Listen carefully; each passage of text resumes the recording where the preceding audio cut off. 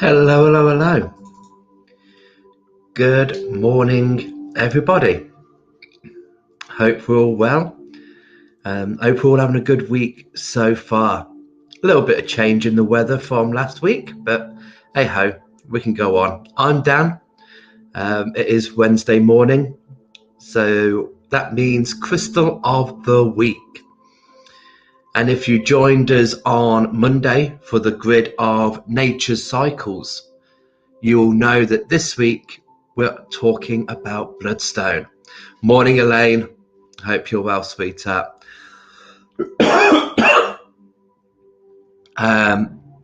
So yeah, and hopefully, on Monday we had a nice little chat about nature and being in the cycles, being with nature and just observing and watching how nature works. And hopefully this week we've had a little bit of time to do that. We found a little bit of nature and just observed the birds, the bees, the wildlife, the flowers, the trees, see what they're up to at this moment in time. So shortly I will be going into Bloodstone, the in-depth. Oh, you're welcome. I'm glad you've enjoyed the crystals. Bless you. So good. So good. So yeah, we will be going into Bloodstone, the ins, the outs. Always go through the crystal structure, because the crystal system, the way the crystal grows, is important. Some people might feel different with different crystals because of the way it's formed, because of the structure, whether it's in the cubic or the trigonal, the orthorhombic, the triclinic, the monoclinic, or amorphous. If you've got somebody who hasn't got any boundaries or who haven't got any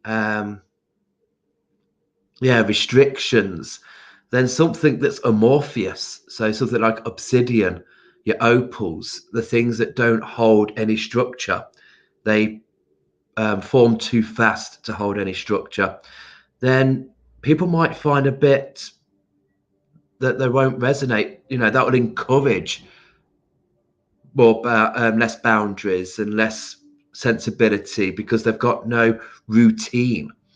So sometimes crystals that form in structures gives us that routine.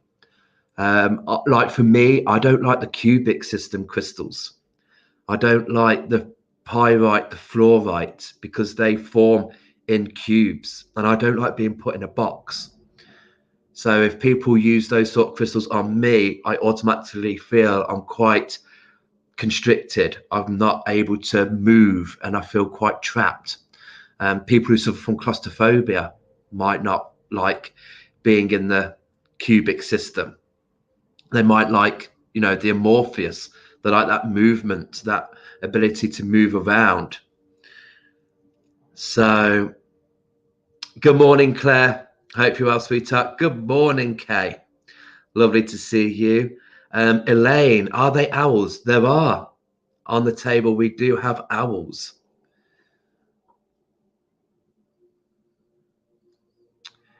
Just to show you the beautiful Bloodstone owls.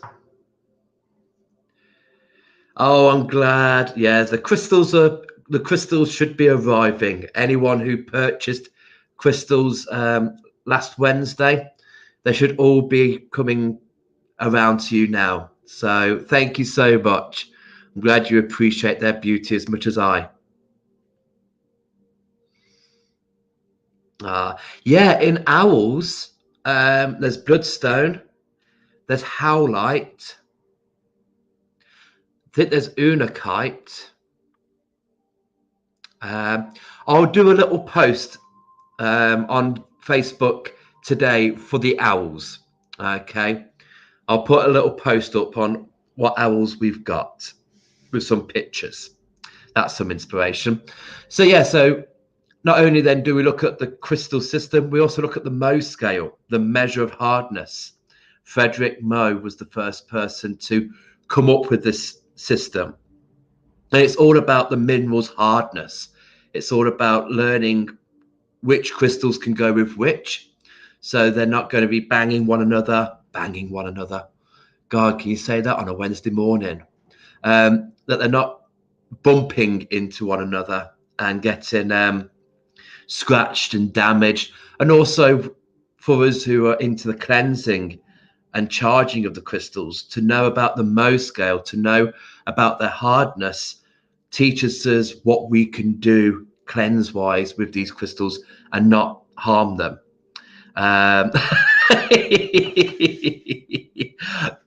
Oh, don't get me started. Don't get me started. Good morning, Norma. Brilliant. You're working with Bloodstone. Lovely.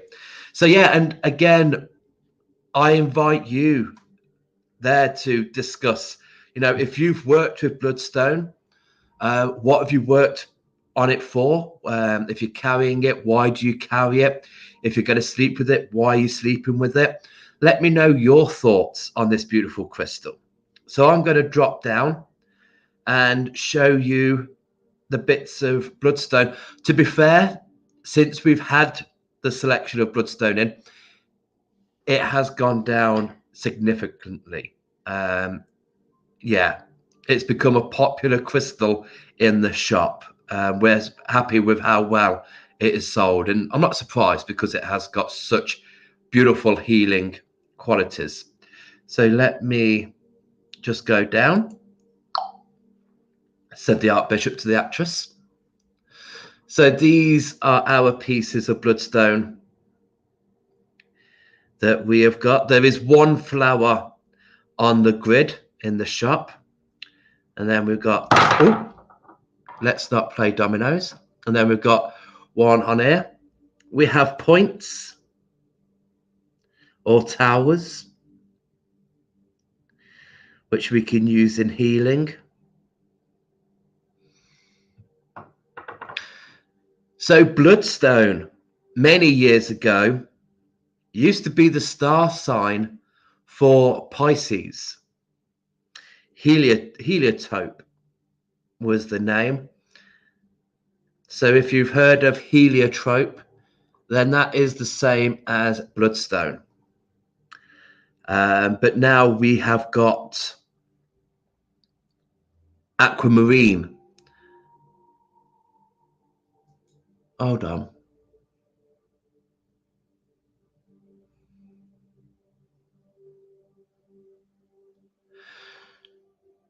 No, aquamarine, not for Pisces, sorry, for March. Bloodstone was the birthstone for those born in March. And now we've got aquamarine. But Bloodstone is still within that month because it is a stone for the Arians. If you're an Aries, you might get on well with the Bloodstone. And I think that's because it brings in that perfect balance. There's that red Jasper in there. So the red dots you see in this is red Jasper. So obviously that carries that kind of red strength that the fire signs like. But then it's complemented with the green chalcedony. And it's the green chalcedony that brings in that cooling, calming energy. So it'd be a nice little duality crystal for the Arians, bringing in that balance. Don't get too hot-headed. So if you know any Arians and you think, oh God, they need cooling down a bit, send them a bit of Bloodstone, because it still gets that red. So they're like, oh, I like the strength. But then the chalcedony just helps to balance those emotions.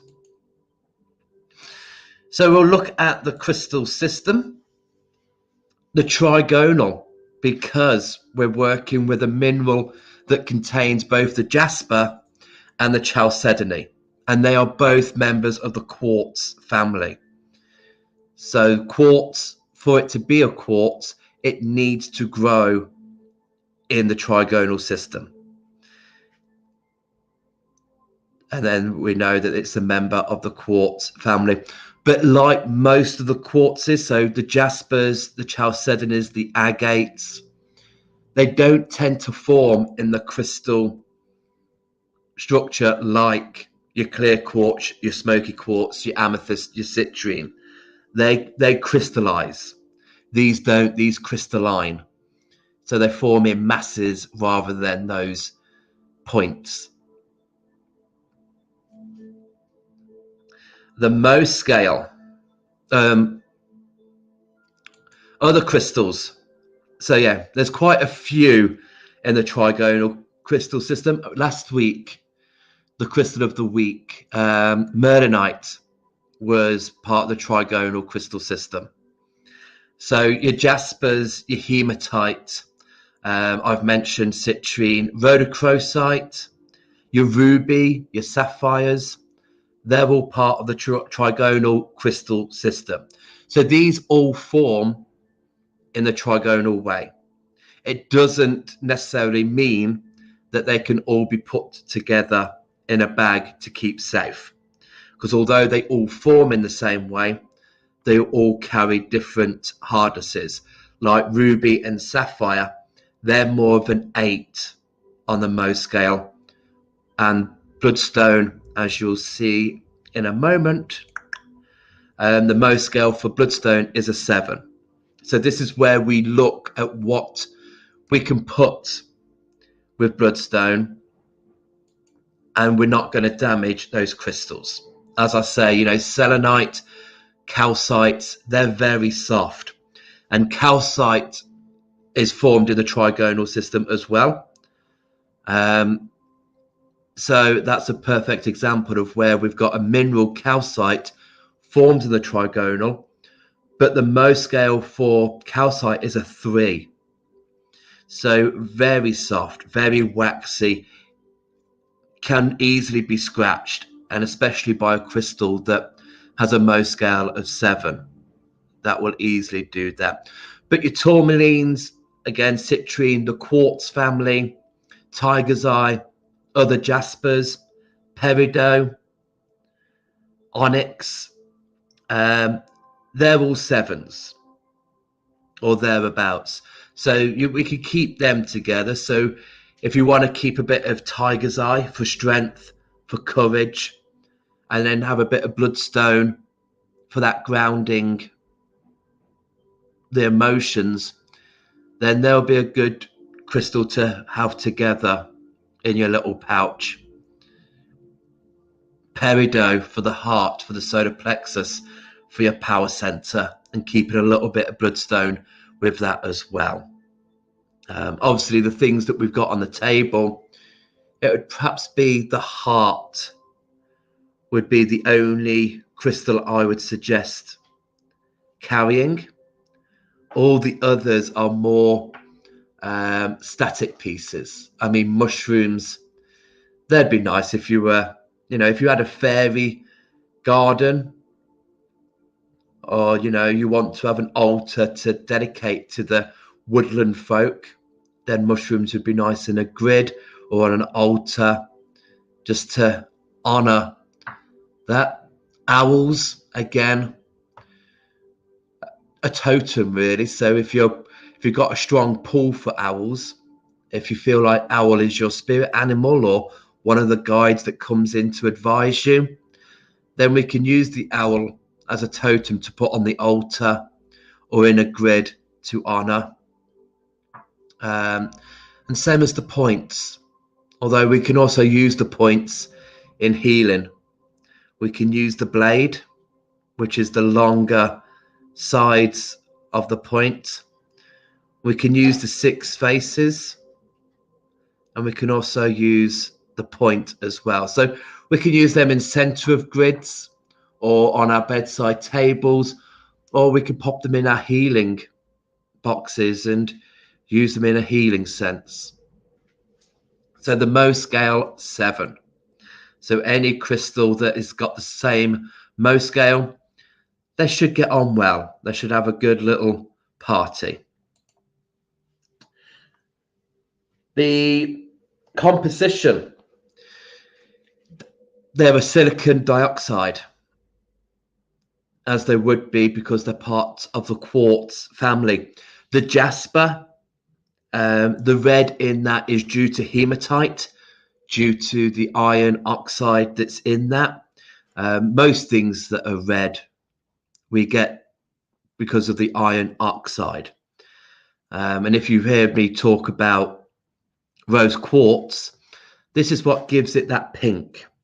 It's just very diluted, but it starts with the iron oxide. So rose quartz comes from that red.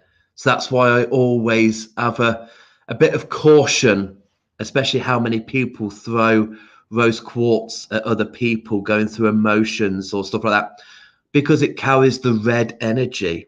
There is a strength to it. So for some people, they might want to just release in a slow, manageable way.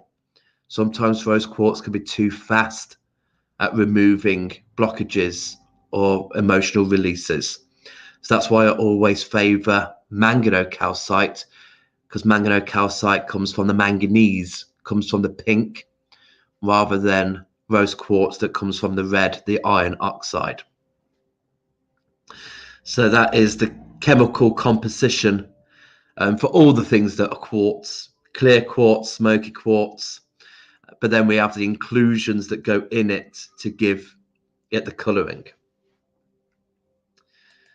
To cleanse, as always, smudge. When I say smudge, I mean the smoke. So we can use incense sticks, we can use sage bundles, whatever you use to, if you like to cleanse your house and you're using smoke, then cleanse the crystals with that smoke as well. One of my most go-to, I find it very effective. And with the smoke, it covers larger areas. Sometimes it's all about what's going to be effective. But then we can use sound as well. So your tincture bells, your chime bars, singing bowls, tuning forks, whatever you've got that brings the sound. Neil HCD works perfect on our crystals in the shop. And then water, water will be good for Bloodstone. And especially because of the energy of Bloodstone, it is very watery. Love the energy. I can see why it used to be the birthstone for March. And then to charge, I think either or, because this is that duality. We've got the fire meeting water. So I would say use the moon, but also use the sun. You have got that red jasper there. Red jasper would thrive from the sunlight. And then you've got the chalcedony that would thrive on the moon. And I don't think there would be much damage caused by keeping this in the sunlight. I've not known about it, but whatever, don't keep it in prolonged sunlight. To keep it 24 hours in the sunlight, that's fine. 24 hours, not that the sun is out for 24 hours, but you know what I mean. To keep it for a full day in the sun would be fine, but I wouldn't keep it in a place where there's direct sunlight throughout the whole of the summer. You might find some damage there, but yeah, all in all, sun or the moon will be the best ones to use to charge. So the spiritual side of Bloodstone, for me, grounding, root chakra, and it's great for grounding negative energy, cleansing the body. It's been used for thousands of years for purifying, and detoxifying the body. So if we need that detox, if we need that release, we have got the new moon coming up this week. Friday is the new moon. So for some of us, if we want to, the moon is in the waning stage. It's getting lesser and lesser at the moment. So now if we just want to clear out any energy from the last moon cycle, and leave ourselves feeling ready for the next moon cycle, then Bloodstone would be a good crystal to pick up and use, just to make sure there's no residue left over from what we've worked with in this moon phase. Obviously, there might be further work to be done, but anything that's come to a finish, just make sure that all that residue is tied up. So Bloodstone would be a great crystal for around about now, getting us ready for that new chapter, that new moon cycle. And again, this week is all about nature cycles. That's what the grid was for. We can use it for love. I think with that grounding, watery, it connects into our feelings. So it can help to bring love into any situation, but it helps to ground the negative energies surrounding that issue. So if there's any upset, if there's any turmoil, get rid of the negative energies, ground in the love. We can use it to increase the energy and the strength. Again, that red jasper, that strengthening there. Especially if we suffer from fatigue, if there's any confusion. So we've got that strength to combat the fatigue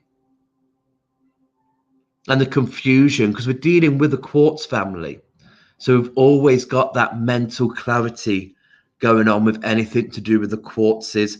There is that edge that takes us to our mind, takes us to the crown. So the focus, the clarification. So dispelling any confusion we might have on any matters.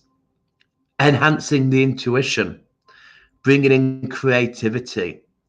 So not only can we use it on the root chakra, we could take it up a notch to the sacral chakra, helping us to bring in our creative side, get the juices flowing.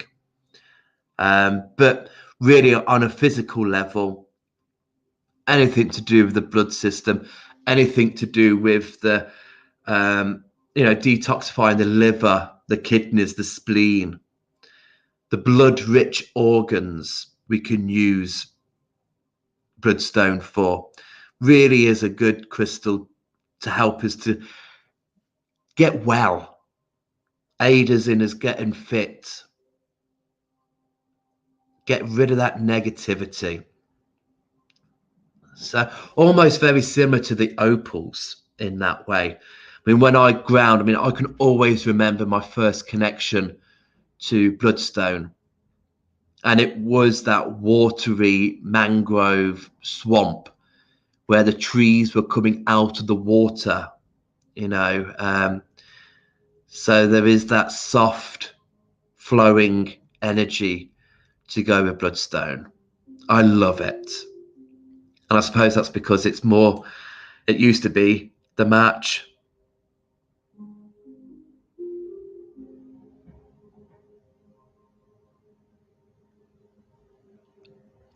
So beautiful. So I'm going to pop up now. And if you've got any questions at all to ask, then please feel free. Again, this is all about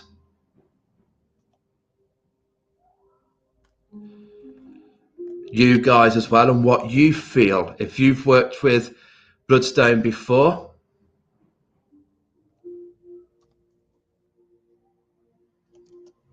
then let me know what you've used it for.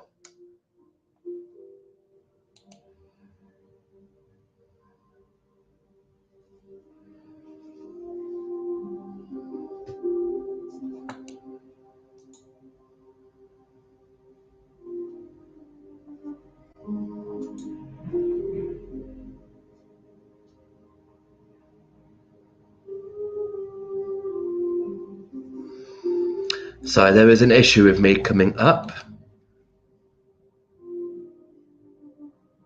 There we go.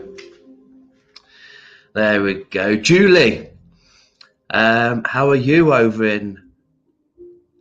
Hi, Dan. Just started to be drawn to Bloodstone. This information has been great. Thank you. That's what I like to do on a Wednesday morning, is give you a little bit of info. Cathy, good morning, sweetheart. What's the difference between Bloodstone and the Dragon's Blood crystal, apart from appearance? The green in Bloodstone is chalcedony. The green in Dragon's Blood, Jasper, I believe, is epido. So 2 different minerals with that green, which takes it to a whole different level. For me, Dragon's Blood is very much the heart and grounding in that heart, very similar to Unakite, whereas because the epido is more earthy grounding, whereas the chalcedony in Bloodstone is more watery grounding. Does that make sense? But yeah, there is a strong difference for me. Very earthy Dragon's Blood, Jasper. I do have some. I'm going to disappear. I'll grab you one.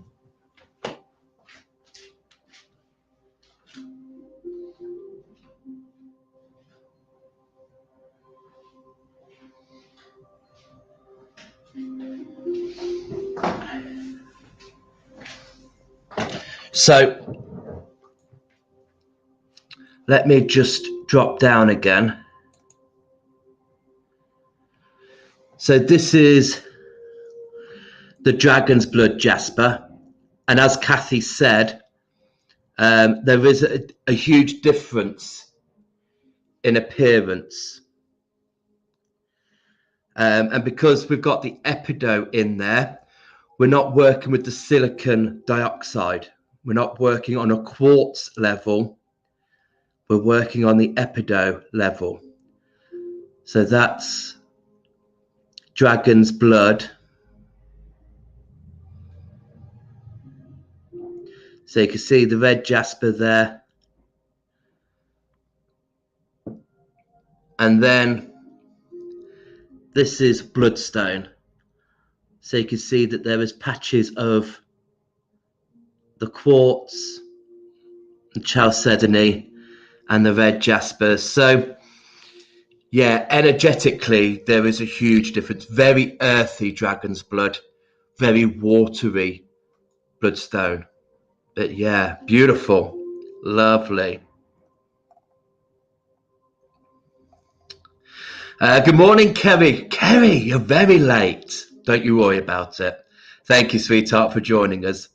Claire, thank you. Definitely need this one now. I've run upstairs and put it in my pocket after a quick cleanse, of course. Brilliant. I've not popped up, have I? Yes, it is a nice one.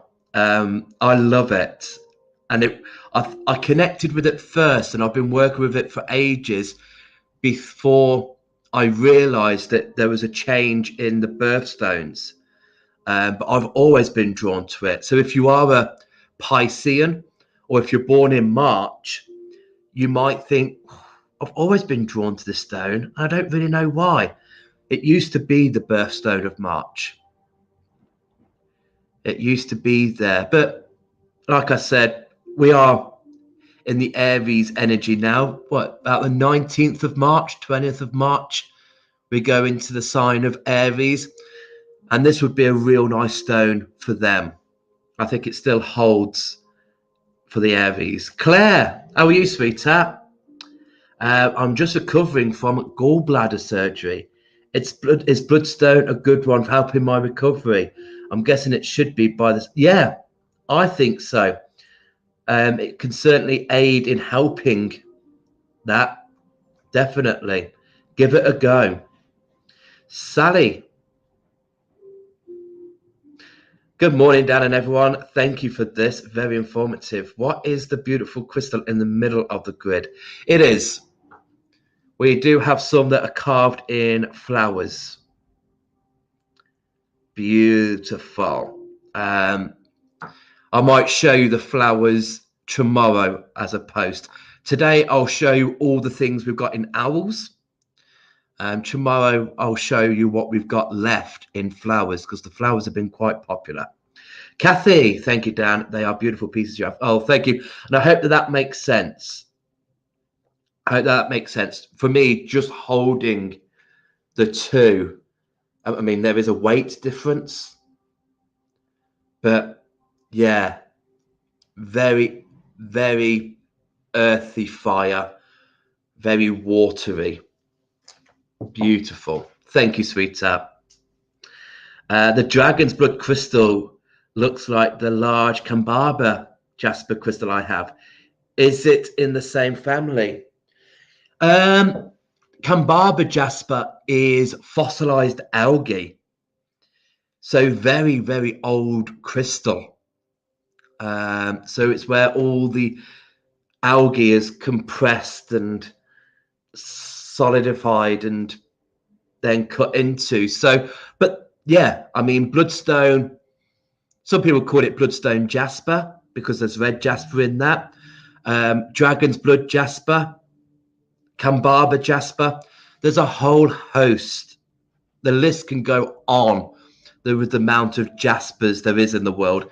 And unfortunately, if there is a mineral that's come out and the geologists don't know what it is, it tends to be called a Jasper. So you have your full pedigree Jaspers, and then you have your mongrel Jaspers. Like Bumblebee. Bumblebee came out as a Jasper, but the geologists are up in arms. Some say it's not a Jasper. Some say it is. So yeah, there is murky waters when we look at Jaspers of what is actually an actual Jasper and what isn't. I mean, there isn't, between agates, chalcedonies, and Jaspers, there's not that much in it. It's really splitting hairs to find that, especially between agate and chalcedony.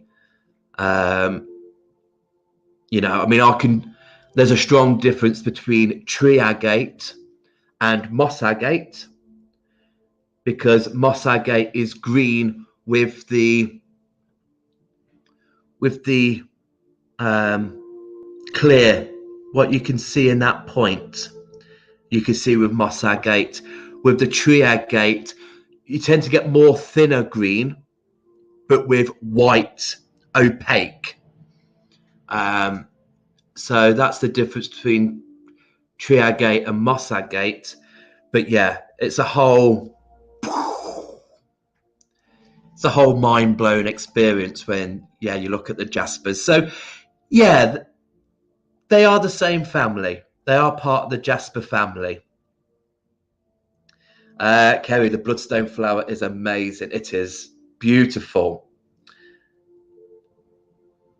Oh, thank you, Claire. And I hope, sending you much healing, sending you healing vibes. Good morning, Lucy. Hope you're well, sweetheart. Thank you for this morning. Look forward to seeing the owls. I have a question. Have you ever seen crystal stone stags? Yes, we did have stags in flower agate. They were gorgeous. I loved them. So yeah, we have seen them about. Not so much now. But yeah, I'll have to have a look out for some more of those, because I think that was at the beginning of lockdown we saw the stags. So yes. Oh, Kerry's just seen the mushrooms. I know. It's all about the mushrooms. All about the mushrooms. So if today, if I do a post about the owls, tomorrow I'll do a post about the flowers. Friday fungi. Yes, we will do Friday. We'll do mushrooms. No, we. That sounds so wrong. Jesus. If anyone of importance was watching my lives, Friday, let's all do a mushroom. Yeah, let's go. No, Friday, I will do a post about mushrooms. Fungi Friday. Okay, following Elaine's question, have you ever seen lion crystals? Yeah, when we were buying the other Monday, we saw some in malachite, a full-bodied lion. Sometimes we can get faces of lions, especially in tiger's eye and labradorite. Something for, that you can see the sparkle. What's the word I'm looking for? The light, the colours, like labradorite, the flashes. That's it. Flashes is what I was thinking. Yes, Lucy, trust you to turn up. I mean, I should be off air by now, but trust you to turn up. And there I am dropping mushrooms. Fungi Friday, yes. I might have some fungus on my cards for Friday.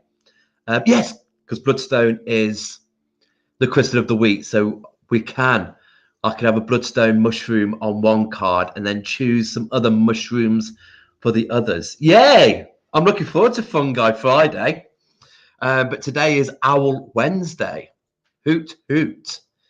But yeah, guys, I hope you found that informative, helpful. I love my Wednesdays. I love giving you a little bit of information about a certain crystal. It goes so well. Thank you so much for your support. Thank you so much for being here, cheering up my midweek. We're hump day. We're at the peak. We're going down into the weekend, down into the valley with the mushroom of love. Sally, Friday is a great day to do mushrooms. As I am